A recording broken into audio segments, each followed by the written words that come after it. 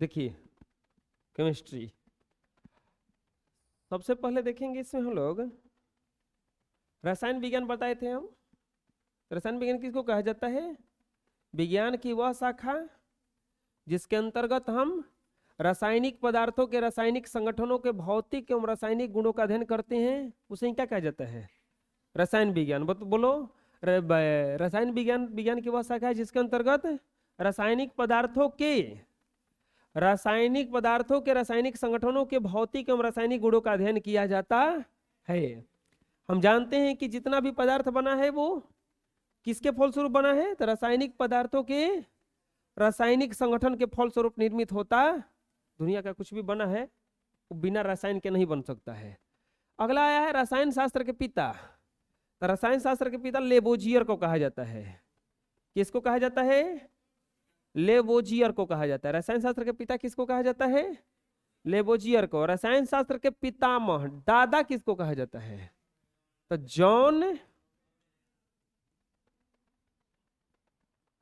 John डोबे रेनर। John डोबे रेनर को क्या कहा जाता है? रसायन शास्त्र का पितामह कहा जाता है। रसायन शास्त्र को मुख्यतः कितने वर्गों में बांटा गया है? 3 वर्गों में। भौतिक रसायन शास्त्र, कार्बनिक रसायन शास्त्र, अकार्बनिक रसायन शास्त्र। भौतिक रसायन शास्त्र, कार्बनिक रसायन शास्त्र, अकार्बनिक रसायन शास्त्र। भौतिक रसायन शास्त्र, कार्बनिक रसायन शास्त्र, अकार्बनिक रसायन शास्त्र। देखो रसायन शास्त्र के जैसे कि ये जितना भी संगठन वगैरह है, जितना भी अभिक्रिया है, इसके फल स्वरूप ही बनता है क्या? इसी के फल स्वरूप बनता है इसमें ये कोई भी पदार्थ। अभिक्रिया के बारे में अध्ययन करते हैं, जैसे अभिक्रिया में धुआं उठ रहा है, इसमें कुछ गैस जैसा निकल रहा है, तो ये सब अभिक्रिया के बारे में जिसमें अध्ययन करेंगे उसी को क्या कहा जाएगा? देखो ये केमिकल वगैरह मिला करके कुछ बना रहा है ना, तो इसी सबको क्या कहा जाएगा? रसायन विज्ञान। कुछ न कुछ अभिक्रिया के बारे में सीखेंगे, कुछ न कुछ पदार्थ के निर्माण के बारे में सीखेंगे। जैसे कि यहाँ पे देखो इसे अभिक्रिया करके ये चीज बना लिया, ये बायोफिनाइल। तो ये जो अभिक्रिया करके बना लिया, तो ये किसके कारण बना? रसायन विज्ञान के कारण। किसके कारण बना? रसायन विज्ञान के कारण। देखो इसमें से लेबोजियर हैं, इन्हीं को क्या कहा जाता है? रसायन शास्त्र के पिता कहा जाता है। रसायन शास्त्र का पिता ये लेबोजियर को कहा जाता है। ये डोबे रेनर हैं, इनको क्या कहा जाता है? रसायन शास्त्र का पितामह कहा जाता है, दादा कहा जाता है। ये रसायन शास्त्र के पिता किसको कहा जाता है पूछेगा तो क्या बताइएगा? लेबोजियर को। रसायन शास्त्र को कितने भागों में बांटा गया है? 3 भागों में बांटा गया है। रसायन शास्त्र को कितने भागों में बांटा गया है? 3 भागों में। भौतिक रसायन शास्त्र, कार्बनिक रसायन शास्त्र, अकार्बनिक रसायन शास्त्र। भौतिक रसायन शास्त्र, कार्बनिक रसायन शास्त्र, अकार्बनिक रसायन शास्त्र। भौतिक रसायन शास्त्र किसको कहा जाता है? रसायन शास्त्र की वह शाखा जिसके अंतर्गत रासायनिक सिद्धांतों का अध्ययन किया जाता है। सिद्धांत मतलब कि कैसे वो अभिक्रिया किया है, क्या किया है, ये सब के बारे में अध्ययन करेंगे, उसी को क्या कहा जाएगा? भौतिक रसायन शास्त्र। फिजिकल केमिस्ट्री कहा जाता है। क्या कहा जाता है उसको? फिजिकल केमिस्ट्री या भौतिक रसायन शास्त्र। इसके बाद में आता है कार्बनिक रसायन शास्त्र। तो कार्बनिक रसायन शास्त्र में बस कार्बन के बारे में अध्ययन करेंगे। किसके बारे में अध्ययन करेंगे? कार्बन के बारे में अध्ययन करेंगे। कार्बन का इतना ज्यादा अपरूप है, इतना ज्यादा यौगिक है ब्रह्मांड में, जिसका आकलन करना भी असंभव है। तो जिसके अंतर्गत हम कार्बनिक पदार्थों का अध्ययन करेंगे उसी को कहा जाता है कार्बनिक रसायन शास्त्र। कार्बनिक रसायन शास्त्र की वह शाखा है जिसके अंतर्गत कार्बन उसके यौगिकों का अध्ययन किया जाता। और इसके बाद आता है अकार्बनिक रसायन शास्त्र। अकार्बनिक यहाँ पे होना चाहिए। अकार्बनिक रसायन शास्त्र की वह शाखा है जिसके अंतर्गत कार्बन को छोड़कर बाकी सबका अध्ययन करेंगे। देखिए ये जो भी बना है सब ये कार्बन को छोड़ के बना है, कार्बन को छोड़ के बना है। यहाँ पे भौतिक सिद्धांत तो बना कैसे है, रंग कैसन है, ये सब अध्ययन करेंगे तो क्या कहलाएगा? भौतिक रसायन शास्त्र। ये जितना भी बना है ये सब कार्बन से बना है, और कार्बन से बनने वाले यौगिक को कार्बनिक यौगिक कहा जाता है। कार्बन से बनने वाले यौगिक को क्या कहा जाएगा? कार्बनिक यौगिक। तो इसी को क्या कहा जाता है? कार्बनिक रसायन। कार्बन को छोड़ करके जितना बनता है उसी को क्या कहा जाता है? अकार्बनिक रसायन। याद हो जाएगा। अगला आता है 10th क्लास में कौन कौन सा चैप्टर पढ़ना था? तो ये 6 को चैप्टर पढ़ना है ना। रासायनिक अभिक्रिया एवं समीकरण। इसके बाद अम्ल क्षार एवं अवलवण पढ़ रहे हैं हम लोग अभी, मतलब इसके बाद में पढ़ेंगे। इसके बाद में धातु और अधातु, कार्बन और उसके तत्वों का आवर्त वर्गीकरण, और प्राकृतिक संसाधनों का 6 को चैप्टर पढ़ना है रसायन। देखो याद रखा करो, चैप्टर याद रखने से बहुत ज्यादा बेनिफिट होता है। सबसे पहले कौन सा चैप्टर पढ़ना है हम लोगों को? रासायनिक अभिक्रिया एवं समीकरण, रासायनिक अभिक्रिया एवं समीकरण। उसके बाद कौन सा पढ़ना है? अम्ल क्षार और अम्ल क्षार और इसके बाद पढ़ना है धातु और कार्बन और उसके यौगिक, कार्बन और उसके तत्वों का आवर्त वर्गीकरण और प्राकृतिक संसाधनों का प्रबंधन, प्राकृतिक संसाधनों का प्रबंधन। देखिए ये सब चैप्टर का थोड़ा थोड़ा छोटा छोटा डिटेल्स है। हम पूरा डिटेल्स जैसे जैसे चैप्टर पढ़ाते जाएंगे वैसे वैसे आता जाएगा, ठीक है। ये देखिए ये रासायनिक अभिक्रिया एवं समीकरण पढ़ना है इसमें, तो ये थोड़ा सा रासायनिक अभिक्रिया वगैरह इसमें कुछ करना नहीं करके उड़ेल देना है इसे लेके, ठीक है। हो जाएगा ना रासायनिक अभिक्रिया। अरे नींबू पानी का शरबत बना देते होंगे। अब देख तो गर्मी का दिन आ रहा है, अभी देखना वो कोल्ड ड्रिंक पी के ढकार लेकर नरेटी जलाता है आदमी। नरेटी दो तरह से जलाता है आदमी, को जीभ जलाता है चाय से, गर्म पानी पीजिएगा तो जीभ जलेगा, और ठंडा पीजिएगा तो नरेटी जलेगा, जलेगा जरूर। और कुछ ना खाइएगा तो पेट जलेगा।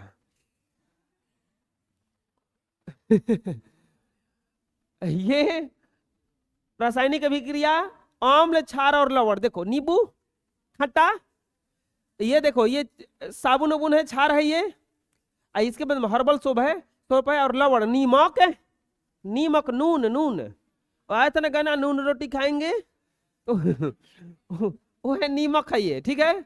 इसके बाद में पढ़ना है हम लोगों को धातु अधातु के बारे में। किसके बारे में पढ़ना है? धातु। जितने भी ये सब धातु अधातु हैं, देखो ये धातु हैं, जितने भी मेटल्स हैं ये नॉन मेटल्स हैं। सिलिकॉन, एंटीमनी, सल्फर, ये सब क्या है? नॉन मेटल है।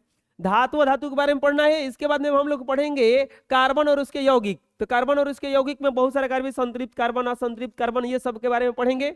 इसके बाद में पीरियोडिक टेबल, जो टेबल है ना उसको ध्यान से पढ़ेंगे। अभी छोटा छोटा बस रूप है। ये है प्राकृतिक संसाधनों का प्रबंधन, कि प्राकृतिक संसाधनों को हम लोग को संभाल के कैसे रखना है, देखना कैसे है, समझना कैसे है, ये सब के बारे में हम लोग पढ़ेंगे। तो इसको क्या कहा जाएगा? ये प्राकृतिक संसाधनों का प्रबंधन। ये बताइए किस चैप्टर का है? रासायनिक अभिक्रिया एवं, ये किस चैप्टर का है? अम्ल क्षार और, ये किस चैप्टर का है? याद हो जाएगा। धातु और, ये किस चैप्टर का है? कार्बन और उसके, ये पीरियोडिक टेबल, तत्वों का आवर्त वर्गीकरण, तत्वों का, प्राकृतिक संसाधनों का। याद हो जा रहा है ना। नेक्स्ट क्वेश्चन, नेक्स्ट चैप्टर का नाम है हम लोगों का एक्सरसाइज 1, रासायनिक अभिक्रिया एवं समीकरण। रासायनिक अभिक्रिया एवं, रासायनिक अभिक्रिया केमिकल रिएक्शन एंड इक्वेशन। देखिए अभिक्रिया कराने के लिए कोई ना कोई, देखो ऐसा नहीं बर्तन में सब रख के अभिक्रिया कराता रहता है। अभिक्रिया क्या करता है वो थोड़े ना उस समय बनाता है, सब बर्तन में रखल रहता है, तो कुछ कुछ फेंट के देखता है, कुछ बन जाता है तो चिल्लाने लगता है, अरे हम बना लिए रे। तो ना होता इसे, सही ना होता है। इसके बाद में देखो इसमें और भी पढ़ना है, जैसे कि किस तरह से यह अभिक्रिया करेगा। ये देखो बहुत सारा अभिक्रिया ही दिख रहा होगा, ध्यान से देखोगे तो पता चलेगा ये अभिक्रिया है सब, ये सब अभिक्रिया है। तो देखो रासायनिक अभिक्रिया में समीकरण किसको कहा जाएगा?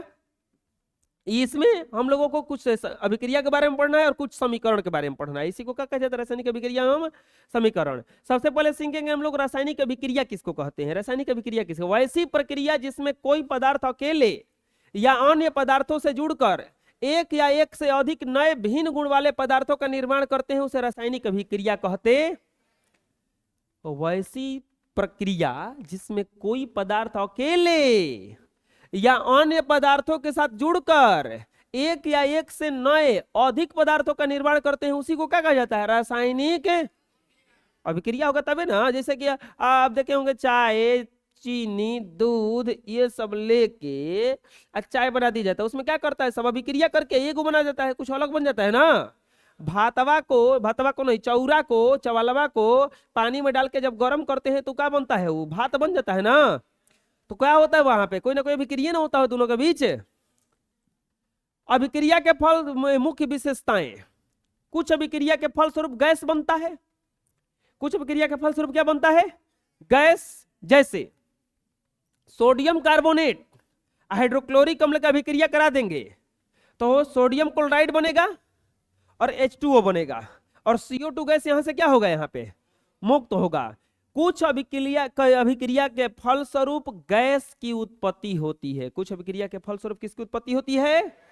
गैस की। जिंक का सल्फ्यूरिक अम्ल से अभिक्रिया करा देंगे, अभी बताएंगे आगे कि क्यों ऐसा होता है। जिंक का सल्फ्यूरिक अम्ल से अभिक्रिया करा देंगे तो जिंक सल्फेट बनाता है और H2 गैस यहां से क्या करता है? ये मुक्त करता है। H2 गैस यहां से क्या करता है? रासायनिक अभिक्रिया किसको कहा जाएगा? जिसमें दो या दो से अधिक पदार्थ मिल करके अभिक्रिया करके एक नया पदार्थ का निर्माण करे।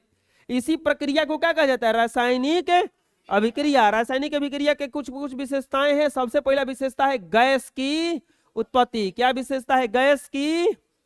देखिए यहां पे गैस निकल रहा है, इसमें से यहां पे भी देखो गैस निकल रहा है ना, कुछ गैस निकल रहा है। ये अभिक्रिया है, रासायनिक अभिक्रिया यहाँ पे किया जा रहा है। यहाँ पे भी देखो, ध्यान से देखो, ये थोड़ा सा ये गैस निकल रहा है ना यहाँ पे। कुछ अभिक्रिया के फलस्वरूप गैस, देखो जैसे ही डाला गया इसमें, देखो चिमटा से डाला जा रहा है इसमें, तो ये रंग बदल गया और रंग बदल के कुछ निकलने लगा, इसमें से गैस निकलने लगा। तो कुछ अभिक्रिया के फलस्वरूप क्या चीज निकलता है? गैस निकलता है। कुछ अभिक्रिया के फलस्वरूप क्या निकलता है? गैस निकलता है। कुछ अभिक्रिया के फलस्वरूप अवक्षेप बनता है। कुछ अभिक्रिया के फलस्वरूप क्या बनता है? अवक्षेप बनता है। अवक्षेप क्या है? अवक्षेप एक ठोस पदार्थ है जो रासायनिक अभिक्रिया के फलस्वरूप विलयन से पृथक हो जाता है। अवक्षेप क्या है? अवक्षेप एक ठोस पदार्थ है जो रासायनिक अभिक्रिया के फलस्वरूप विलयन से क्या हो जाता है? पृथक हो जाता है, अलग हो जाता है, अलग हो जाता है। जैसे सोडियम क्लोराइड के जलीय विलयन में सिल्वर नाइट्रेट का विलयन डालने पर सिल्वर क्लोराइड का दही जैसा अवक्षेप प्राप्त होता है। सोडियम क्लोराइड के जलीय विलयन में, देखिए इसका इक्वेशन कैसे लिखेंगे? NaCl के जलीय विलयन में क्या डालेंगे? AgNO3।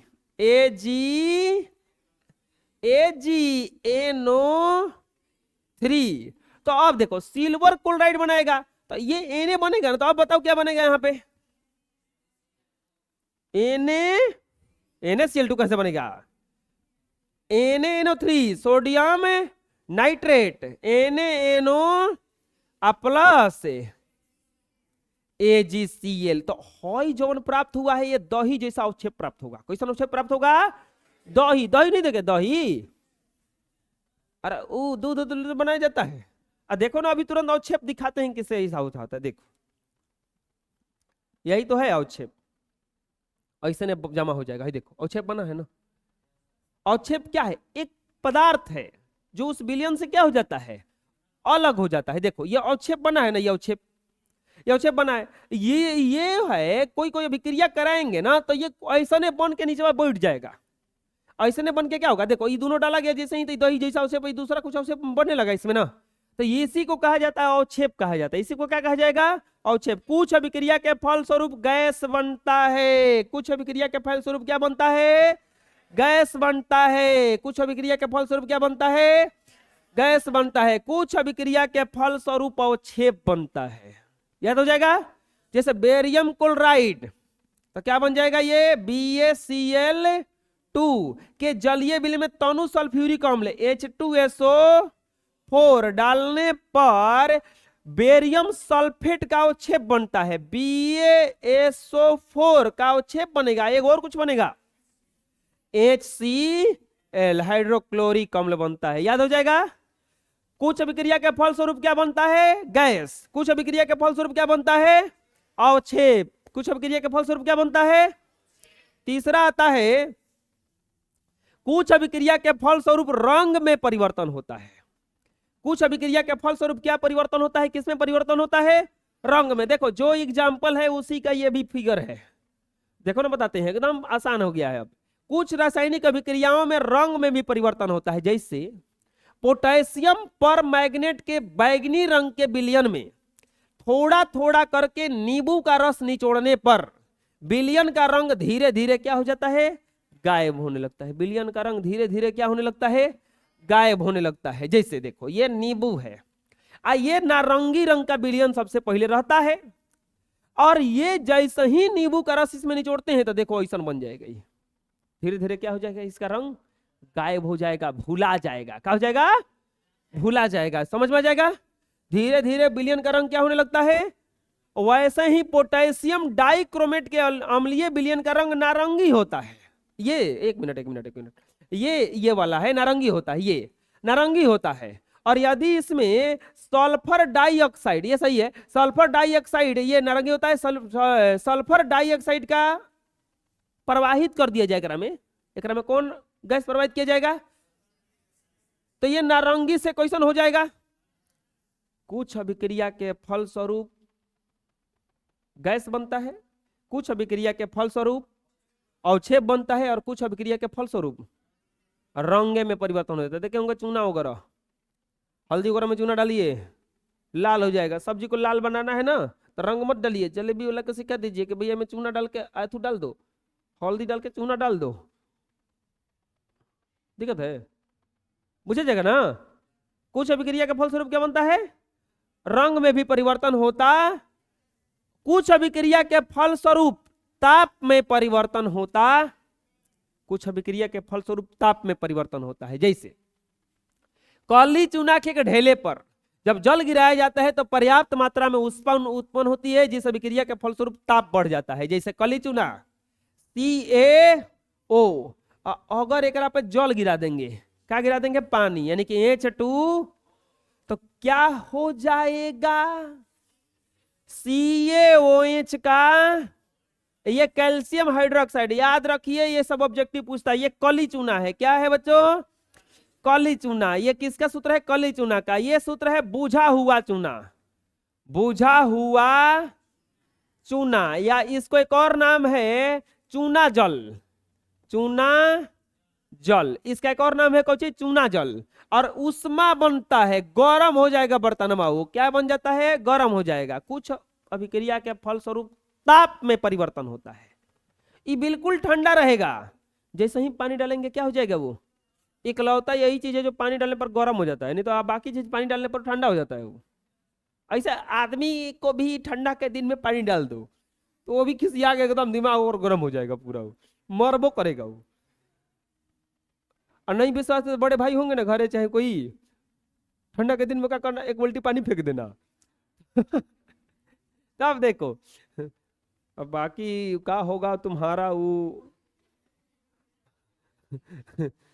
कुछ अभिक्रिया के फलस्वरूप अवस्था में परिवर्तन होता है, अवस्था बदल जाएगा। जैसे मोमबत्ती को जलाने पर मोम का कुछ भाग द्रवित होकर के नीचे गिरता है और कुछ भाग वाष्प में परिवर्तित होकर के जलता है, अतः मोमबत्ती के जलाने पर मोम द्रव और गैस में परिवर्तित होता है। मोमबत्ती को जलाने पर मोम द्रव और गैस में परिवर्तित होता है। देखिए भाई मोमबत्ती जलाए गए, देखिए अगर क्या हाल हुआ है, कुल द्रव में बना है और कुछ कुछ भाग जल रहा है, तो ये किस में परिवर्तन है, अवस्था में। किस में परिवर्तन है, ये यहां पे देखो ताप में परिवर्तन होकर के गैस बना है, ये ताप में परिवर्तन होकर गैस बना है। तो हम लोग अभी कै गो रूप देख लिए, 5 गो। कौन कौन सा, सबसे पहला गैस की उत्पत्ति, दूसरा देखिए अवक्षेप का बनना, तीसरा रंग में परिवर्तन, ताप में परिवर्तन, अवस्था में। याद हो जाएगा। ये सब किसके कारण हो रहा है, रासायनिक अभिक्रिया के कारण। किसके कारण हो रहा है, अब आता है रासायनिक समीकरण। किसी भी रासायनिक अभिक्रिया को में भाग लेने वाले अभिकारकों एवं बनने वाले उत्पादों या प्रतिफलों को जिन संकेतों या सूत्रों द्वारा दर्शाया जाता है, कोई कोई संकेत या सूत्र होता है ना जिसके द्वारा इसको दर्शाया जाएगा, जिसके द्वारा इसको दर्शाया जाएगा, उसी को कहा जाता है रासायनिक समीकरण। उसी को क्या कहा जाता है, रासायनिक अभिक्रिया में भाग लेने वाले अभिकारकों एवं बनने वाले उत्पादों को जिन संकेतों या सूत्रों द्वारा दर्शाया जाता है उसी को कहा जाता है रासायनिक समीकरण। जैसे कि सोडियम जल से अभिक्रिया करके सोडियम हाइड्रोक्साइड बनाया है, और क्या बनाया यहाँ पे, H2। सोडियम हाइड्रोक्साइड बनाया है और क्या बनाया यहाँ पे, H2। तो ये जो दर्शाया गया वो क्या है, रासायनिक समीकरण। जैसे हाइड्रोजन ऑक्सीजन से अभिक्रिया करके क्या बनाया यहाँ पे, HCl हाइड्रोक्लोरिक अम्ल, सॉरी ये गलती है, यहाँ पे H2O होगा, H2O। H2O बनाया, H2O बनाया, जल बनाया, तो ये क्या है आपका समीकरण? मतलब देखो, अगर ऐसे लिखेंगे हाइड्रोजन, अच्छा बोलेंगे इसे कि हाइड्रोजन ऑक्सीजन से अभिक्रिया करके जल बनाता है, तो अभिक्रिया है, लेकिन इसे लिख देंगे तो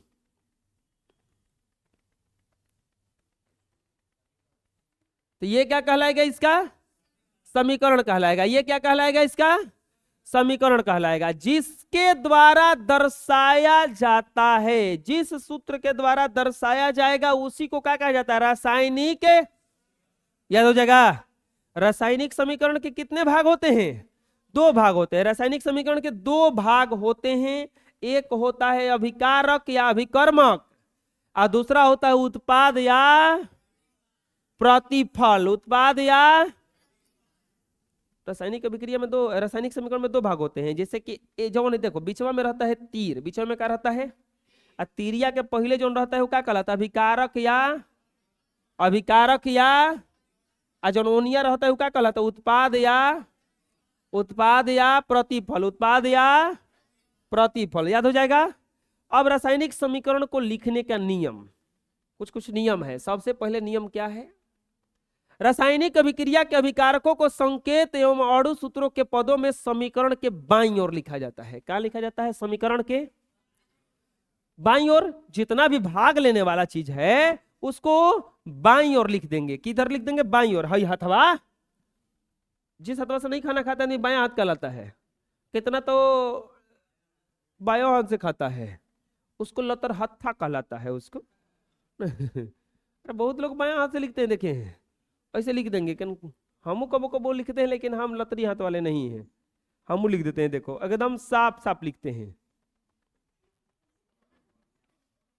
दिखाएंगे थोड़े नहीं।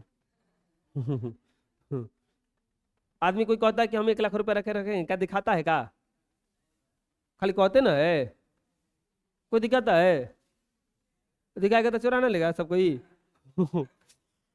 सबसे पहले अभिकारक में संकेतों और अणु सूत्रों के पदों में किधर लिखा जाता है? बाईं ओर। अभिकारक के सूत्रों के बीच प्लस का चिन्ह दिया जाता है। किसका चिन्ह देंगे? जैसे कि मान लो कि हाइड्रोजन और ऑक्सीजन अभिक्रिया करके जल बनाता है ना, H2O बनाता है ना, तो यही दोनों के बीच में कौन? माइनस का चिन्ह नहीं देंगे। किसका चिन्ह देंगे? प्लस का। और अभिक्रिया के प्रतिफलों को संकेतों या अणु सूत्रों के पदों में दाईं ओर लिखा जाता है। दाईं ओर लिख दिए। अगर एक से ज्यादा चीज बना है, जैसे अगर ये करा देंगे Na सोडियम और प्लस हाइड्रोक्लोरिक अम्ल, तो प्लस का चिन्ह देंगे। हेने क्या बनेगा? NaCl और प्लस H2 क्या बनेगा? H2। तो अगर यहो ज्यादा है, एक से ज्यादा है, तो इसके बीच में कौची का चिन्ह देंगे? प्लस का। और दोनों के बीचवा में कौची का निशाना देंगे? दोनों के बीच में किस चीज का निशान देंगे? समझ में आ जाएगा? सबसे पहले अभिक्रिया के संकेतों को अणु सूत्रों के पदों में कहां लिखा जाता है? एक तरफ। इसके बाद में अभिकारक के सूत्रों के बीच प्लस का चिन्ह दिया जाता है। अभिक्रिया के प्रतिफलों को संकेतों या अणु सूत्रों के पदों में दाईं ओर लिखा जाता है, बीच में चिन्ह दिया जाता है प्लस का, और दोनों के बीच में क्या दिखा जाता है? इसके बाद तीर चिन्ह क्या दिखाता है? कि अभिक्रिया किस तरफ हो रही है। मतलब ई दिखा रहा है कि हई हाथना बन के मिल के हई हाथना बनैले, बुझा गेल ना? ई इतना बनैले, हई दोनों जना मिल के क्या बनैले? बनंजा। ई बनैले 52। बुझा गईल? रासायनिक समीकरण को लिखने का नियम क्या है? इसके बाद आता है रासायनिक समीकरण के प्रकार। रासायनिक समीकरण के प्रकार देखो, रासायनिक समीकरण के प्रकार। रासायनिक समीकरण के प्रकार। रासायनिक समीकरण के प्रकार। रासायनिक समीकरण 2 प्रकार का होता है।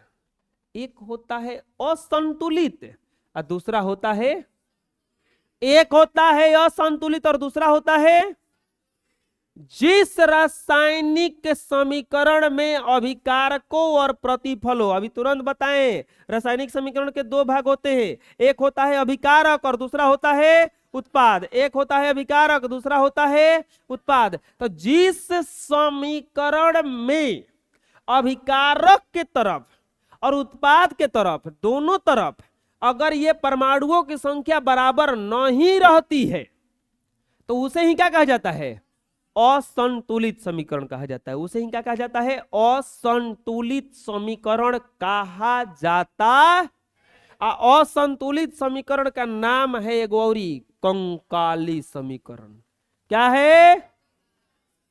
नहीं, कोई दुबला पतला एकदम होता है तो कंकाल जैसा दिखता है, तो वह असंतुलित समीकरण है जिसको कहा जाता है कंकाली।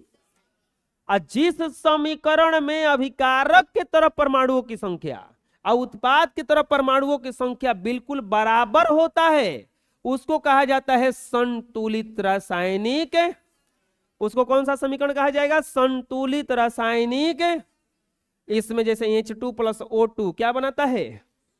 H2O, H2 + O2। अब देखो, बोलोगे कि कैसे जानेंगे संतुलित है? गिन के देखो। हेने हाइड्रोजन को है? हाई तीरवा बटले है दोनों के, तीरवा दोनों का एकदम समझ लीजिए कि अगर बाउंड्री लाइन है, ठीक, एक के गिन के रखा है। H2 2 गो आ O2 को है हेने, हेने H भी 2 गो है होने होने ओ पार्टी में, ओ पार्टी में H को है आ O को है, हे पार्टी में आते हैं। अब ए पार्टी में H देखें 2 गो है आ ओ पार्टी में, ए पार्टी में O जौन है को है। ये ना इंसाफी है। अगर आप दुकान पे जाइएगा ऐसे कोई टमाटर तोल के देगा तो संतुलित है कि असंतुलित है? असंतुलित ना है, बराबर होना चाहिए ना, गलती है ना, तो इसी को कहा जाता है असंतुलित। देखो बेचारा खिसिया के देख रहा है कि नहीं ज्यादा मांग रहे हैं ग्राहक।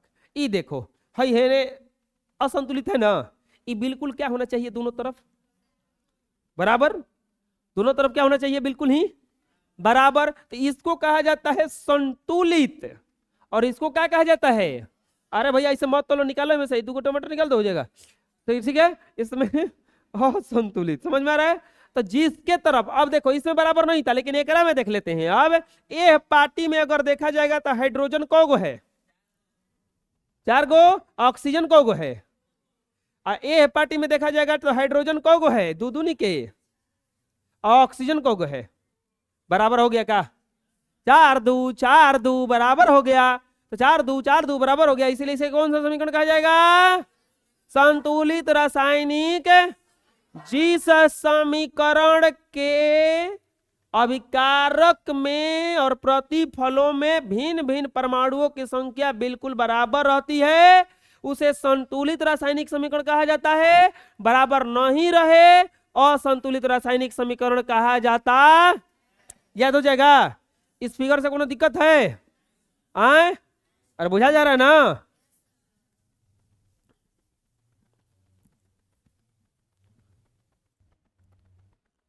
अगला आता है, देखिए रासायनिक समीकरण को संतुलित करने की विधि।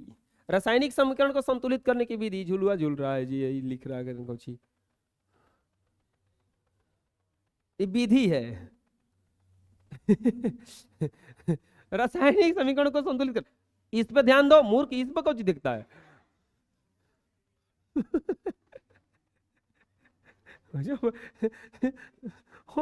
उसको लाए हम ऐसा ही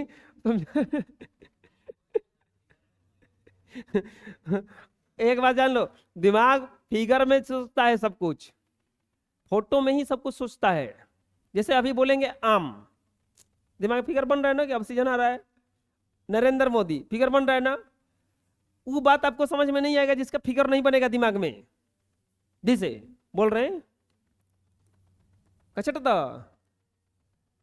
कुछ बोल रहा है, कुछ बुझाया, कटप, कटप्पा बोलेंगे तो याद आ जाएगा तुरंत। टकला, तलवार लिए दौड़ा लाएगा। लेकिन कटअप बोलेंगे तो ना आएगा। फिगर में सोचता है, हम लोग का दिमाग जो है ना वो फिगर में सोचता है, माइंड में कुछ इमेज बनेगा उसी के बारे में। जैसे घरे देखे होंगे पिटाते कुटाते होंगे तो मम्मी बचाते आते होंगी, तो पापा शुरू में मारते नहीं है, हम मिलाए एकदम, हम पूरा कैलकुलेशन करके रखे होकर। कहे कि बड़ी कुटाई पिटाई हम भी। अब आजकल का लड़का कहाँ पिटात रोशन, अब तो एकदम पप्पी से झगड़ा कर देता है। अब तो उल्टा हो गया, पापा नहीं डराते मम्मी से डर लगता है अब कितना को। हाँ, वो क्या करते हैं, वो आके पहले बतियाते हैं, हाँ काहे ये गलती किया था, का किया था, अभी बातें चल रहा है, तनी मम्मी आते जाए दी मारब मत। अब इमेज बनता है कि मारे के बा, ना ना ना ना ना मारा भी करके अब नहीं अब जाए दी छोड़ दी, ना ना ना ना छोड़ब ना करके, रोज गलती करा था। अभी तक तो डांटत रहनू, हम सच बता रहे तुम पे हमला होगा, अब हुआ आएंगे तुम हमला होगा। जाए दे आप गलती ना करी, ना ही रोज गलती करता, रोज गलती करता। जाए चप्पल से मत मारो लाओ चप्पल लाओ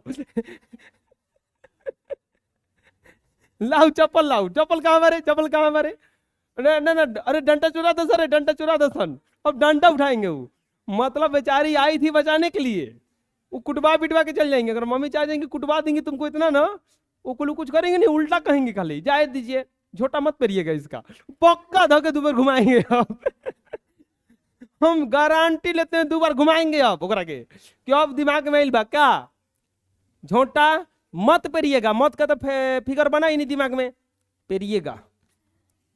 चप्पल से मत मारिएगा, मत का तो फिगर बना ही नहीं, मारिएगा, उठाओ ढाए ढाए मार ढाए ढाए, जाने दीजिए छोड़ दीजिए, मत मारिएगा, मत मारिएगा, हम मारो अब देखो जिद पे आ जाता है वो, ऐसे ही होता है दिमाग जो है फिगर में ज्यादा सोचता है। रासायनिक समीकरण को संतुलित करने का विधि, दो गो विधि है, को विधि है, ऐसे हाथ करो, ऐसे दो गो, ऐसे ऐसे फोटो खिंचवाता ना आदमी ये करा मतलब क्या होता है, हमारा समझ में ना आता है ऐसे ये करा, अरे ऐसे करेगा तो आंख खोपने वाला कह रहा है, आंखियों खोप दे, ये ऐसे का मतलब क्या होता है, मुझे भी नहीं करता है। अब दिखाना, झपड़ दिखा दो, पहले देवता देवी ऐसे तो आशीर्वाद देते थे ऐसे, हाँ फोटो, एगो आते थे कभी कभी, एगो इधर आते होंगे हो जी गली वली में, कभी वो उनको प्रणाम करोगे नहीं से ऐसे करते थे अरे उन्हें आते हैं, धर्मेंद्र नाम है, नली वली कब डांटने तो लड़के और सब डरा के भागता है उनसे, इनके घर ज्यादा आते हैं। अरे देखिए हुई तो देखिए जी, अरे सीढ़ी के वो आते हैं ना, वो गली में कुल लेकर डरा के भाग जाता है उनसे, वो कोई से कुछ पूछने लगते हैं, नहीं देखा अभी, छोटे छोटे हैं, धर्मेंद्र नाम है उनका, तो वो आते हैं ना, तो उनको प्रणाम करोगे नहीं से, प्रणाम प्रणाम हमारा लेके आदमी रोज प्रणाम करी, तू क्या जब देखी तब प्रणाम, वैसे से हाथ करत रहो देखो रासायनिक समीकरण को संतुलित करने की कौन विधि है, एक अनुमान विधि और दूसरा अनुमान विधि, और दूसरा अनुमान विधि किसको कहा जाता है, इस विधि को तीर तुक्का विधि भी कहा जाता। इस विधि में रासायनिक समीकरण को संतुलित करने के लिए निम्नलिखित क्रिया होती, सबसे पहले अभिक्रिया के कथन शब्द समीकरण को लिखते हैं, कथन शब्द समीकरण कथन में लिखते हैं। दूसरा चीज, शब्द समीकरणों में अभिकारकों एवं उत्पादों के बदले इसका रासायनिक सूत्र लिखकर कंकाली समीकरण बनाते हैं। सबसे पहले क्या करेंगे, शब्द समीकरण लिखेंगे, और दूसरा चीज में क्या करेंगे, कंकाली समीकरण बनाएंगे। क्या बनाएंगे, कंकाली समीकरण में उपस्थित तत्वों के परमाणुओं की संख्या की सूची बनाते हैं। कंकाली समीकरण में उपस्थित तत्वों के परमाणुओं की संख्या की क्या बनाते हैं, सूची बनाते हैं कि कौन कितना है। अधिक परमाणु वाले तत्व जो जटिल यौगिक के वो पहले संतुलित करते हैं, और परमाणुओं को संतुलित करने के लिए किसी एक ऐसे उपयुक्त पूर्णांक से गुणा करते हैं जिससे तत्वों का परमाणुओं की संख्या बराबर हो जाए। देखो एकदम आसान है विधि इसका, कैसे संतुलित करेंगे देखो हम बता रहे हैं। सबसे पहला क्वेश्चन क्या है, आयरन भाप के साथ अभिक्रिया करके आयरन ऑक्साइड एवं हाइड्रोजन गैस बनाता है। आयरन भाप के साथ अभिक्रिया करके क्या बनाता है, आयरन ऑक्साइड एवं हाइड्रोजन गैस बनाता है। देखिए सबसे पहले इसको संतुलित करना है तो आपको क्या करना है, इसका शब्द समीकरण लिखिए। कैसे लिखेंगे, आयरन क्या लिखेंगे, ऐसे लिखेंगे शब्द समीकरण, क्या लिखेंगे इसमें, शब्द समीकरण। शब्द समीकरण क्या होगा, आयरन प्लस बोलो भाप क्या बनाता है, iron oxide, iron oxide, iron oxide और हाइड्रोजन गैस प्लस हाइड्रोजन, इतना तो लिख देंगे पहले। बोलिए इतना दिक्कत है?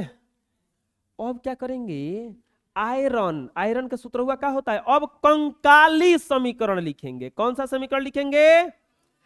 कंकाली समीकरण, कंकाली समीकरण लिखेंगे। कंकाली समीकरण में आयरन, आयरन का सूत्र है आ प्लस भाप, भाप मतलब पानी, H2, H2 क्या बनाता है, iron oxide, iron oxide Fe3, Fe3O4 आ प्लस हाइड्रोजन गैस ना H2, ऐसे चिन्ह दे देंगे। अब बताएंगे किसे दिया जाता है। अब एक क्या करेंगे, एक सूची बनाएंगे, एकदम समझ में आ जाएगा, टेंशन नहीं लेना है। अब क्या करेंगे, जो जो परमाणु है इसका सूची बनाइए। क्या कौन सा परमाणु है यहाँ पे, ये परमाणु हो गया Fe और इधर H और एगो कोची है O, और इधर है ये अभिकारक के तरफ, इधर लिखेंगे अभिकारक के तरफ है, उधर क्या लिखेंगे फिर, उत्पाद के तरफ, उत्पाद के तरफ, उत्पाद के तरफ। तो अभिकारक के तरफ देखिए तो Fe को है, एगो, उत्पाद के तरफ, अभिकारक के तरफ Fe को है एगो, हाइड्रोजन को है, ऑक्सीजन को है, हेने चलते हैं, एने Fe को है बचवा 3 गो, हेने को ऑक्सीजन है, गिनिए ऑक्सीजन गिनिए, है जोन बगलवा में है ना, जोन बगलवा में है ये एक इतने बताता है, तो ये कितना हो गया, और सॉरी ये नीचे है, ये 4 गो, ये को है हाइड्रोजन, कहां बराबर है, बराबर नहीं ना है, अरे बोलो बराबर नहीं है, क्या नहीं है, बराबर नहीं है, तो बराबर नहीं है तो हम बराबर करने का जिम्मा हम ही लोग उठाए हैं। क्यों बराबर करी, मोदी जी बराबर करे, मोदी जी तो उन्हें चुनाव लड़े की तैयारी करते नहीं। अब बराबर करने के लिए क्या करेंगे, बराबर करने के लिए क्या करेंगे, सबसे पहले जो है समीकरणवा है करके लिखेंगे, क्या लिखेंगे, Fe plus H2 Fe3O4 plus लिखेंगे ऐसा, लिख के अब क्या करेंगे, गुणा करते चलेंगे किसी अंक से। सबसे पहले एक बात याद रखिए, हाइड्रोजन और ऑक्सीजन को मत संतुलित कीजिएगा, शुरू में सबसे लास्ट में करना है हाइड्रोजन को, और उसके पहले को किसको करना है, ऑक्सीजन को करना है ना। इसे Fe हेने को है, हेने को है 3 गो, हेने एगो है, हेने को है, आपको क्या करना है कि उन्हें 3 बैठाना है, तब ना बराबर होगा।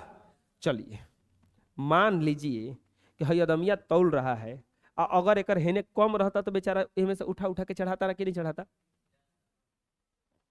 अगर आप कहिएगा कि ना हम उतने लेंगे, तो हेने को चीज चढ़ाता, बटकारा चढ़ाता है, देख लेते नहीं कितना ज्यादा बा, होता ना, जाने कम रहता है उन्हें डाला जाता है ना।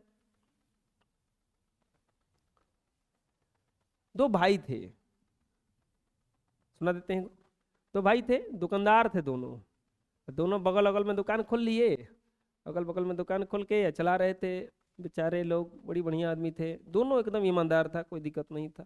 लेकिन एक का दुकानिया, दोनों चावल बेचते थे, दोनों चावल बेचते थे, एक का दुकान खूब चलता था, एक का नहीं चलता था, बड़ा परेशान। दोनों का एक के रेट, एक के सब, दोनों ईमानदार है, दोनों सही से दे रहा है, दोनों एक ही जगह से ला रहा है, दोनों का एक ही चावल है, एक का खूब चल रहा है, एक का। अगर आप लोगों में से कोई दुकानदार भी होंगे, दुकान उकान चलाते होंगे, तो याद रखिएगा ये बतिया, ये आपको भी काम आएगा। बिजनेस कैसे करना है ये दिमाग लगाना है। जब नहीं चलता था, उसका एक लड़का बाहर में पढ़ता था, उसको वो बुलाया कि आया घूमने, बोला कि देखो ना बिजनेस बहुत मंदा पड़ गया, चल ही नहीं रहा है दुकान मेरा, पता नहीं काहे नहीं चल रहा है, हमको पता नहीं चल रहा है।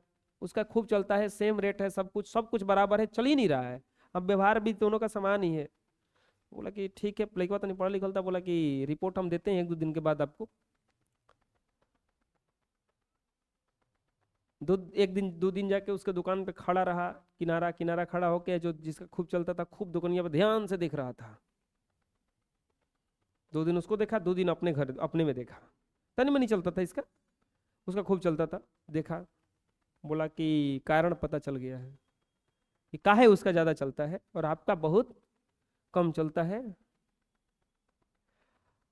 वो जो दुकानदार हैं वो क्या करते हैं, जो बगल वाले क्या करते हैं कि वो तराजू लेके दोनों बैठते हैं, आप भी तराजू पे तोल रहे हो, वो भी तराजू पे तोल रहा है, लेकिन वो क्या करते हैं कि वो चमकीला लेके कम चावल डालता है, बाट उतने चढ़ीले है, अहे में कम डालता है। अब क्या करता है कि अब डिब्बा लेके अब उसमें डालता जाता है, डालता जाता है, डालता जाता है, तो ग्राहक को लग रहा है कि और चढ़ा रहा है, और चढ़ा रहा है, और चढ़ा रहा है। आप क्या करते हैं, आप ज्यादा ले लेते हैं और निकालते जाते हैं, निकालते जाते हैं, तो ग्राहक को लगता है कि और निकाल रहा है, और निकाल रहा है, और निकाल रहा है। यही पर ग्राहक भड़क जाता है। ये होता है, ये बात होता है। अगर आप ज्यादा चढ़ जाए, निकालता है तो नहीं, खुड़ूस सा लगता है अंदर में, सच बता रहे हैं हम। अरे अब नहीं निकला तो हमने निकला, कम डालो, कम डाल के चढ़ाओ, खुश रहेगा ग्राहक, एक और चढ़ा दिए, एक और चढ़ा दिए, वाह इतना अच्छा लग रहा है, बराबर हो गया, एक और चढ़ा दिए। तुम निकालोगे तो गुस्साएंगे जरूर, वो ये अप्लाई करना है। यही कारण है, यही कॉन्सेप्ट है, वो कॉन्सेप्ट सही फॉलो कर रहा है। वो कम लाता है, डालते जाता है, ग्राहक के दिमाग में बैठे लगा और डाल दिया, और डाल दिया, आपका और निकाल दिया, अब रहता रहता, अरे बेसी भाभी और निकाल दिया, और निकाल दिया। तो ये दिमाग में फॉलो करता है। ऐसे ही जिधर कम है उधर क्या करते जाएंगे, गुणा करते जाएंगे, क्या करते जाएंगे, गुणा। तो यहाँ 3 था तो 3।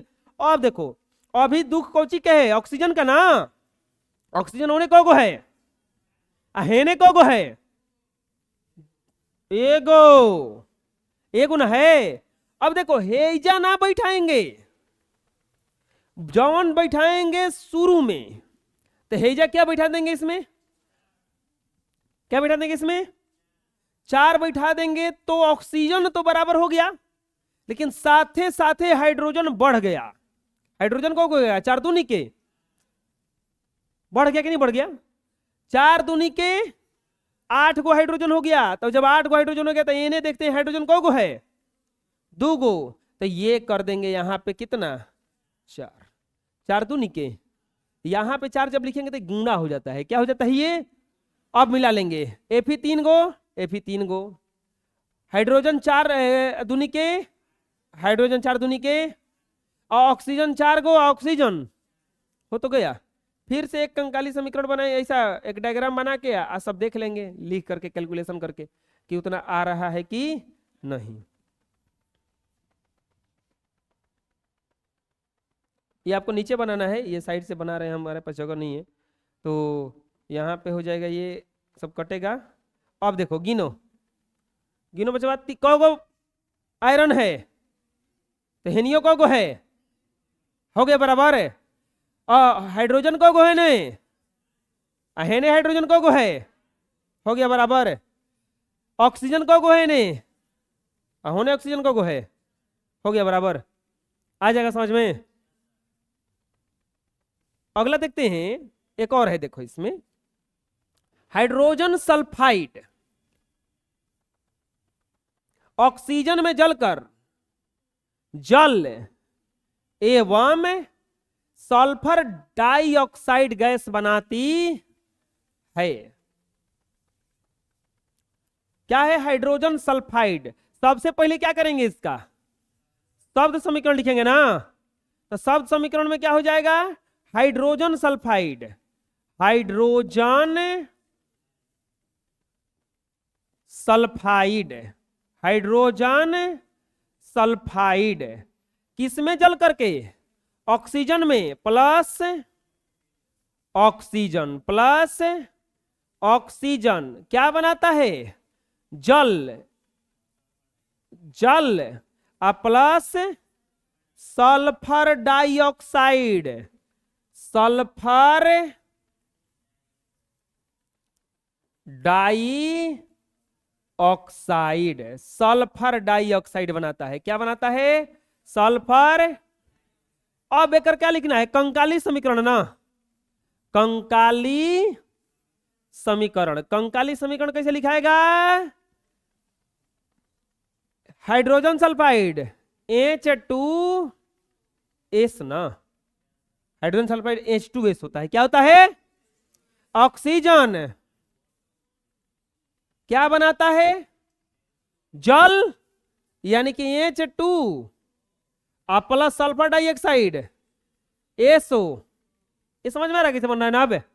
अब क्या करेंगे? कंकाली से एक डायग्राम बनाएंगे ना ऐसा, एक क्या करेंगे ऐसा डायग्राम बनाएंगे। इधर में क्या लिखेंगे?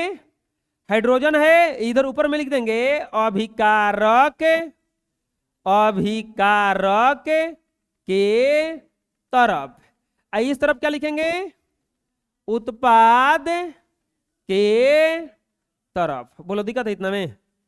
एक तरफ लिखेंगे अभिकारक के तरफ और दूसरा तरफ लिखेंगे उत्पाद की तरफ। क्या क्या है बचवा एक में?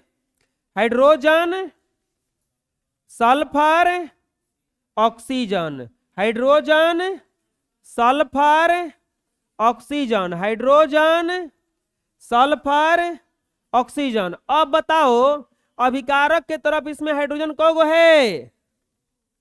2 गो। इसके तरफ कौगो है? अरे वाह, ठीक है। सल्फर कौगो है ने हो, हेने कौगो है हो। अरे वाह, ठीक है। ऑक्सीजन कौगो है ने है हो, ऑक्सीजन है ने आइल ना अत करे, अपत करे हो ना। कोई कोई घरे जाओगे ना कहते आ गया अपत करने, उत्पत्तिया आ गया कहता है ना। कोनो कोनो होता है उत्पत्तिया, एकदम उत्पात मचा के रखता है घरे। वो घरे ना रहता होगा, बड़ी घर शांत रहता होगा वो लेकिन ऐसा उत्पाती का होना जरूरी है। वो उत्पत्तिया जब चला जाता है कहूँ तब समझ में आता है नहीं। अब क्या करेंगे? इसको लिख के संतुलित करेंगे ना। जब ऐसा है तो संतुलित करेंगे। संतुलित करने के लिए क्या करेंगे बोलो? है ने हाइड्रोजन कौगो है? अब एक हटा देते हैं, आगे बनाना था, अभी आप लोग मत बनाइएगा। देखिए हाइड्रोजन कौगो है ने, है ने हाइड्रोजन कौगो है? ये तो बराबर है। गड़बड़ ऑक्सीजन में है ना। चलो ऑक्सीजन को बराबर करते हैं। अब ऑक्सीजन को बराबर करने के लिए क्या करेंगे? सोचते हैं। हेजा 2 लिख देंगे तो कितना हो जाएगा? ये सबसे पहले इसको 4 बना लो, क्योंकि 2 3 4 बैठाएंगे तो जोड़ा आना चाहिए। तो 2 बैठा देंगे तो 2 2 नहीं के, तो 2 गो 4 गो हाइड्रोजन हो गया। अब गड़बड़ हुआ, लेकिन चलो ऑक्सीजन पहले देखते हैं। 2 ऐसे ही बैठाए तो कौ गो ऑक्सीजन हो गया है ने? 2 गो हेजा, 2 गो हेजा, 4 गो ना। तो हेजा क्या बैठा देंगे? 2, यानी ऑक्सीजन 4 गो हो गया। अब गड़बड़ हुआ है हाइड्रोजन में। किस पे हुआ है? हाइड्रोजन को गए थे ऑक्सीजन को पर बढ़ाने, हाइड्रोजन बढ़ गया। गए थे रोजा छोड़ाने, गए थे रोजा माफ करवाने, गए थे रोजा छोड़वाने, गले पड़ी नमाज। नमाज दे दिया गया और कि जाओ नमाजो पढ़ना है अब ये वो कहावत है कि गए थे रोजा छोड़वाने और गले पड़ी नमाज। रोजा छोड़वाने गए थे कि 30 दिन को इसे भूखल जाई, तो नहीं जैसे ही गए तो तुरंत नमाज थमा दिए जो भी थे उनके। तो नमाज हो जाकर पढ़ना है शुक्रवार को कम से कम, नहीं तो दिन भर में 5 बार। 5 बार होता है ना? 7 बार, 5 बार ना, 5 बार। लो हो गया दिक्कत। O2 गए थे हम लोग किसको बराबर करने? बेचारा हाइड्रोजन बिगड़ गया। कौ गो हाइड्रोजन होने हो गया है ने कौ गो है? तो चलो 2 गो बढ़ा देते हैं इन्हें, 1 रो के बराबर कर दिए। गए थे हाइड्रोजन के बढ़ाने, सल्फर बिगड़ गया। सल्फर कौ गो हो गया? 2 गो है ने कौ गो है? कौ गो है? चलो 1 रो को 2 करते हैं। गए थे सल्फर को सुधारने, ऑक्सीजन बिगड़ गया। फिर ऑक्सीजन 2 2 नहीं के 2। यही तो है तीर तुक्का विधि, अनुमान विधि। है क्या लिख देंगे? हो गया? आया समझ में? अब लिख दो बारी बारी से। हाइड्रोजन एने है 4 गो, अमोनियो है, ओने सल्फर को गो है 2 गो, हेने सल्फर को गो है, हेने ऑक्सीजन को गो है 3 दूनी के, हेने ऑक्सीजन को गो है, हो गया। आए समझ में? संतुलित करने आ जाएगा अब। और बाकी इसका जो समीकरण है वो हम संतुलित, इसका एक पूरा वीडियो बना के संतुलित इसको कर देंगे, बहुत सारा समीकरण, ठीक है, उसको देख लेना है, समझ में आ जाएगा ना। रासायनिक समीकरण से कौन कौन सा सूचना प्राप्त होता है? देखो, यह अभिकारकों एवं प्रतिफलों के संकेत एवं सूत्र की जानकारी देता है, संकेत और सूत्र की जानकारी।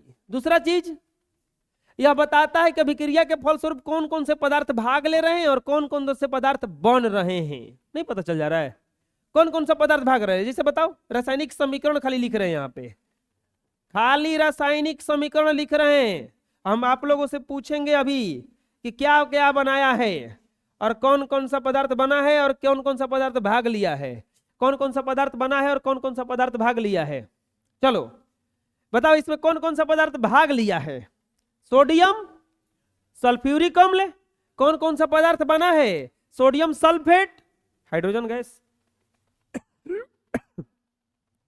संकेत सूत्र की जानकारी दे दिया ना। रासायनिक अभिक्रिया में भाग लेने वाले अभिकारकों के अणुओं की अपेक्षित संख्या की जानकारी देता है। अणुओं की अपेक्षित संख्या मतलब क्या? कोगो सोडियम भाग लिया है, कोगो इसका अणु भाग लिया है, ये बता देता है। यह बताता है कि आयतन के विचार से अभिकारक का कितना आयतन संयोग करके कितना आयतन बनाता है, और यह बताता है कि अभिकारक के क्रम से कितने परमाणु और अणु अभिक्रिया के फलस्वरूप कितने परमाणु और अणु बनाते हैं। ये पूरा इसका जानकारी एक समीकरण से दे देता है। जन्म कुंडली देख लेने पर पूरा आपका बायोडाटा पता चल जाता है। ऐसे ही है ना, आधार कार्ड देख लीजिए तो आपका पूरा बायोडाटा बता देगा वो। तो वैसे ही रासायनिक समीकरण है। हम लोग का क्या कहता है, बहुत सारा जानकारी देता है, आयतन का जानकारी देता है, कौन कौन सा पदार्थ भागा है, कैसे कैसे भाग लिया, वो सब का जानकारी कौन देता है? रासायनिक समीकरण दे देता है। रासायनिक समीकरण के उपयोग से लाभ बहुत सारा है। सबसे पहले क्या है कि रासायनिक समीकरण के निरूपण में लिखना आसान होता है। आपको बोलेंगे हाइड्रोजन ऑक्सीजन से अभिक्रिया करके जल बनाता है, इसको लिखने में ज्यादा देर लगेगा, लेकिन ये लिख दीजिए, फट देने लिखता है आदमी, H2 + H2 H2। लिखने के लिए समय की बचत होती है और कागज पर भी कम से कम स्थान पर लिखा जा सकता है। कागज पर भी इसको कम से कम स्थान पर लिखा जा सकता है। समझ में आ जाएगा। इसके बाद में रासायनिक समीकरण की सहायता से प्रतिफल की एक निश्चित मात्रा के निर्माण के लिए अभिकारकों के द्रव्यमानों की गणना ठीक ठीक की जा सकती है। मतलब कितना क्या बनाना है आपको इसका पता चल सकता है। और दुनिया के सारे देशों में एक ही संकेत का प्रयोग किया जाता है, तो इससे वैज्ञानिकों को रासायनिक समीकरण की जानकारी प्राप्त करने में किसी प्रकार का दिक्कत, जितना भी देश होता है, सबसे पहले तो कागज पे जगह का कमी होता है, कम जगह में लिखा जा सकता है। दूसरा चीज, कितना उसका आयतन वगैरह बना ये पता चल जाएगा। अब पूरे दुनिया में जी कोनो दुनिया देख लीजिए, कोनो देश देख लीजिए, कहीं इंडिया दिख रहा है इसमें? नहीं दिख रहा है। तो उसी में कोनो देश में अगर देख लिया जाए तो सब में एक के जगह चलता है, एक के चीज चलता है। इसीलिए यहाँ पे है ना, ये क्या बगल में पाकिस्तान देख के पता लगा लो, इस दूसरा पाकिस्तान बगल में रहता है, है चाइना है ना, बांग्लादेश है ना, मालदीव है, करे ना चौपट करा दिया मोदी जी, बर्बाद हो गया बेचारा। तो पूरा दुनिया में एक ही प्रकार का रासायनिक समीकरण का उपयोग क्या लाभ है बताओ? सबसे पहले कागज की बचत, समय की बचत, निरूपण क्या होता है इसका आसान। दूसरा चीज, पूरे दुनिया में एक ही चलता है। तीसरा चीज, आयतन वगैरह का पता चल जाता है। लेकिन रासायनिक समीकरण की कुछ सीमाएं हैं। सीमा मतलब समझ में आता है, उसका कुछ दोष है, कुछ दिक्कत है उसमें कि कहां तक ये बता नहीं सकता है, क्या नहीं बता सकता है। सबसे पहले रासायनिक समीकरण की सीमाएं में देखा जाएगा, अगर यह अभिकारकों के और प्रतिफलों के भौतिक अवस्था की जानकारी, कौची बना है ये जानकारी ये। दूसरा चीज क्या, वेग के संदर्भ में कोई जानकारी, किस वेग से बना है, किस स्पीड से बना है, किस क्रिया से बनेगा, ये जानकारी ये नहीं देता है। कुछ रासायनिक अभिक्रियाएं विस्फोट के साथ होती है। अब डालिएगा ना, विस्फोट हो जाएगा, ब्लास्ट कर जाएगा, उसका भी जानकारी ये सबसे पहले ठोस द्रव गैस के रूप में ये जानकारी, दूसरा चीज क्या जानकारी नहीं देगा, वेग के संदर्भ में कोई जानकारी ये, तीसरा चीज क्या करेगा, विस्फोट के साथ जानकारी नहीं देगा, चौथा चीज कि ये कितना खर्चा हुआ है, क्या कितना बना है इसकी जानकारी ये, क्या बनेगा बता देगा, कितना बनेगा ये नहीं बता पाएगा। अगर अभिक्रिया कराएंगे, जैसे अगर कोई बच्चा वो चाहे कोई खाना बनाता हो, नया नया खाना हो, ऐसे मिर्ची से मुंह ऐसे करके डाल दे तो कुल मुंह पे पड़ेगा कि नहीं पड़ेगा। मटर उटर भुजिए ना तनिक सी, दाना वाना भूजते होंगे, देखे होंगे वो भूजता होंगे, वो जाते हैं वो भूजने वाले, तो देखो उड़ता होगा, तो वो पता थोड़ा ना चलता है डालते वक्त उड़ेगा ही नहीं ना, तो इसकी जानकारी ये नहीं देता है। जैसे विस्फोट जो भी होता है, देखो रासायनिक अभिक्रिया के फल को भी इतना होता है, मुंह में जल जाएगा सीधे उसमें डालोगे तो, इतना तेज उठता है वो, तो उसका जानकारी नहीं देता। जैसे कि अब मान लो कि कली चूना है, अब तो पढ़ लिए कि पानी डालेंगे तो गर्म हो जाएगा, लेकिन किसी को पता ना है और वो डाल देगा ले जाकर प्लास्टिक के बर्तन में ओकरा के, तब तो बेचारा सब बर्बाद कर दिया। एक बारे में तो जानकारी देता नहीं है वो, ना बुझाया अभी।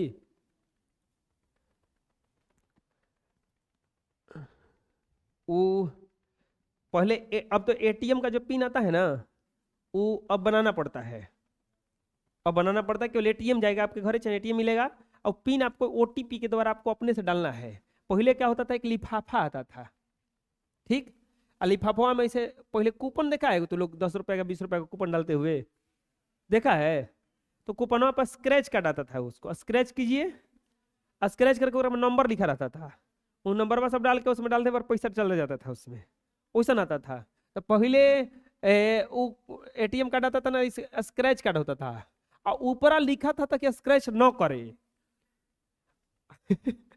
लेकिन हम लोग तब वो करके स्क्रैच कर देते थे, क्योंकि पता नहीं है ना, अगर ऊपर लिखा कि स्क्रैच न करे, क्योंकि वही में छिपल है, वो ध्यान से देखना होगा उसको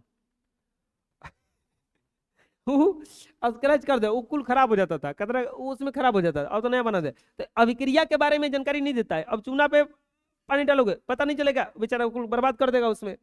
इसके बाद में ये ठोस द्रव गैस के रूप में क्या बनेगा क्या नहीं बनेगा ये पता नहीं करता है। इसके बाद में कितना मात्रा उसका बनेगा ये पता नहीं चलेगा। किस अभिक्रिया का वेग, अभिक्रिया का वेग मतलब किस वेग से घूलेगा ये भी उसका पता नहीं है, वो भी ये सब जानकारी नहीं देता है। लेकिन और उपयोगी हम लोग बना सकते हैं उसको। कैसे? ठोस के लिए क्या लिख देंगे? एस। ठोस के लिए क्या लिख देंगे? द्रव के लिए क्या लिख देंगे? लिक्विड। और गैस के लिए क्या लिख देंगे? जी। जैसे कि सोडियम कैल्शियम कार्बोनेट सॉलिड है, कैल्शियम ऑक्साइड सॉलिड बनाता है, और CO2 क्या बनाता है? गैस। ऐसे ही जिंक सॉलिड है, ठोस। ये एकवश के लिए देखिए, एकवश लिखा जाता है। जलीय विलयन जब रहेगा, कुछ पानी फेंट के, जैसे दूधवा में जितना लोग पानी फेंट के बेचते हैं वो एकवश बेचते हैं, जलीय विलयन बेचते हैं। बहुत लोग दूध में क्या करते हैं कि पानी फेंट के बेच देते हैं, तो वो पानी फेंट के बेच रहे हैं, पानी कुछ और चीज में मिला देंगे तो जलीय विलयन कहलाता है। AQ लिखा जाता है। क्या लिखा जाता है? AQ। ठोस के लिए क्या लिखेंगे? S। द्रव के लिए क्या लिखेंगे? L। और गैस के लिए क्या लिखेंगे?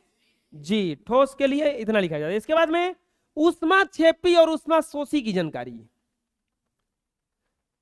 रासायनिक अभिक्रिया के फल स्वरूप उत्सर्जित ऊष्मा अवशोषित या ऊष्मा की जानकारी के लिए ऊष्मा रासायनिक समीकरण के द्वारा किया जाता है। जो ये समीकरण है उसको ऊष्मा रासायनिक समीकरण कहा जाता है। इसके लिए देखो, अगर ऊष्मा छोड़ेगा, ऊष्मा निकलेगा तो दाएं तरफ ऊष्मा लिखा जाता है। क्या लिखा जाता है?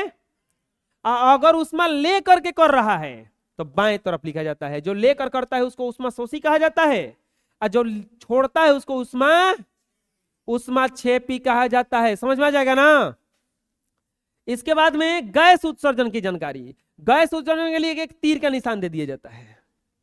यदि समीकरण के फलस्वरूप, अभिक्रिया के फलस्वरूप कोई गैस निकलता है तो उस समीकरण में गैस के ठीक सूत्र बाद तीर का चिन्ह देकर के दिया जाता।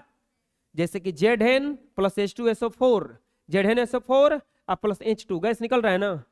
अवक्षेप के लिए नीचे की तरफ तीर दे दिया जाता है। जौन सा अवक्षेप होता है वहां पे ऐसे ऐसे कर देंगे अगर, तो अवक्षेप बन रहा है, और उसका जानकारी देता है किस रूप में? वो तीर नीचे की तरफ दे दिया जाता है उस रूप में।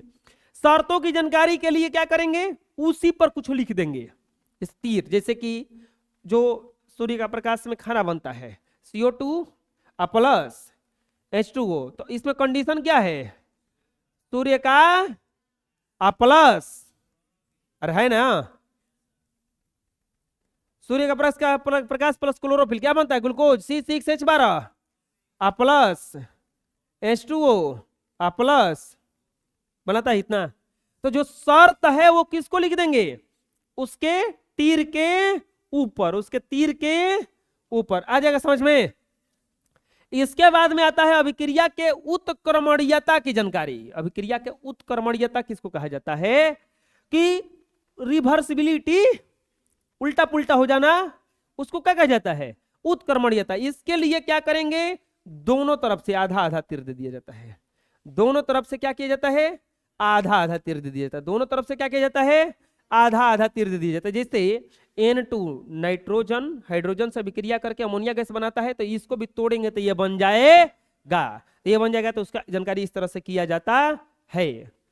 अब हम लोग देखेंगे अगले क्लास में कि रासायनिक अभिक्रियाओं के प्रकार कितने हैं और कितने भागों में इसको बांटा गया है।